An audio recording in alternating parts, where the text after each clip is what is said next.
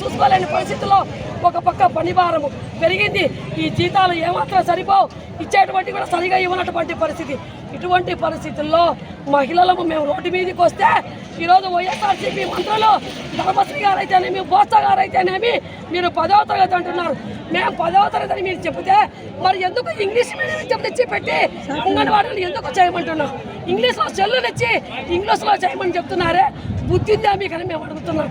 సచివాలయ ఉద్యోగులు మా వాళ్ళే పోయేంత పోటీ పెట్టుకొని మేము ఏ పనిలో మేము తగ్గం. ఈరోజు ఏ ప్రభుత్వ పథకం విజయవంతమైన అంగన్వాడీ కార్యకర్తల కృషి ఉందని చెప్తున్నారు. భారతదేశంలో కల్లా ఆంధ్రప్రదేశ్కు అవార్డు వచ్చింది అంగన్వాడీ కార్యకర్తలు కృషి చేయడం వల్ల. ఇది గుర్తు పెట్టుకోండి. మాతృ మరణాలు, శిశు మరణాలు తగ్గినాయంటే ఈరోజు మేము అంగన్వాడీ కార్యకర్తలు చేసినటువంటి కృషి వల్ల మీరు గుర్తు పెట్టుకోండి. అయితే ఇవన్నీ పక్కన పెట్టి ఎలక్షన్ల టైం అంట మీరు అనుకుంటున్నారేమో మేము కడుపు గాలి రోడ్డు మీదకి వచ్చినాం, ఎలక్షన్లతో మాకు సంబంధం లేదు, మా జీతాలు పెంచండి.